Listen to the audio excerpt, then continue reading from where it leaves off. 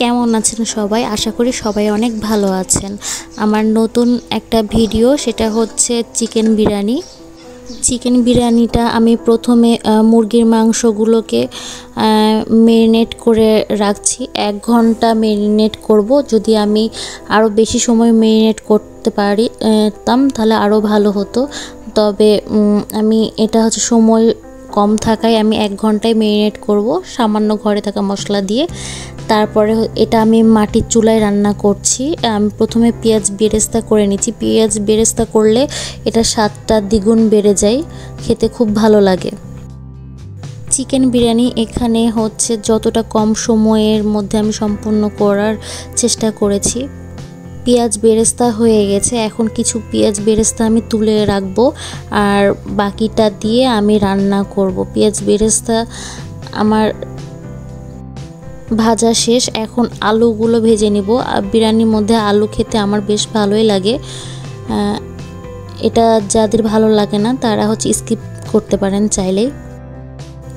আলুগুলো ভাজা হয়ে যাওয়ার পথে মেরিনেট করা মাংসের মধ্যে কিছু কাটা কিউব করা টমেটো 1 কাপের মতো দিয়ে দিয়েছি। ভাজা আলুগুলো এখন আলাদা জায়গায় তুলে রাখছি। কিউব করা টমেটো আর পেঁয়াজ বেরেস্তা আবার মেরিনেট করা মাংসের সাথে মাখিয়ে নিব। তারপরে হচ্ছে তেল গরম হয়ে আসলে যেখানে বিরিয়ানি রান্না করব সেই পাত্রে কষিয়ে নিচ্ছি। বিরিয়ানি রান্নাতে হচ্ছে যতটা পারবো আমি কম পানি ব্যবহার করার চেষ্টা করেছি। আমি ভালোভাবে কষিয়ে নিচ্ছি। তারপর ভাজা আলুগুলো দিয়ে দিলাম। ভালোভাবে নাড়তে থাকছি যাতে না লেগে যায় হাঁড়ির সাথে। ঘন ঘন নাড়তে থাকছি।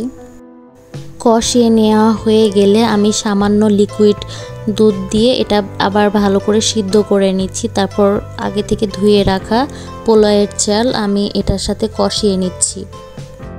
পোলাওয়ের চালটা মাংসের সাথে ভালোভাবে মিশিয়ে নাড়াচাড়া করে নিচ্ছি। তারপর পোলাওয়ের চালের সম পরিমাণ এর থেকে দ্বিগুণ পরিমাণ পানি দিয়ে আমি এটা হালকা করে নাড়াচাড়া করতে থাকলাম।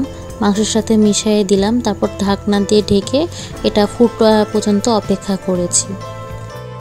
হাঁড়ির নিচে না লেগে যায় এটা বারবার খেয়াল রাখার জন্য মাঝে মাঝে নাড়াচাড়া করেছি। বেশি নাড়লে আবার চাল ভেঙে যাবে, সেজন্য আমি বেশি নাড়াচাড়া করিনি। সামান্য গায়ে পানি থাকা অবস্থায় আমি নামিয়ে নিয়েছি। তারপরে হচ্ছে ঢাকনা দিয়ে ঢেকে রেখেছিলাম। তারপর পেঁয়াজ বেরেস্তা দিয়ে এই যে রেডি। খেতে অনেক সুস্বাদু হয়েছে। আমার বাসার সবাই অনেক পছন্দ করেছে, আলহামদুলিল্লাহ।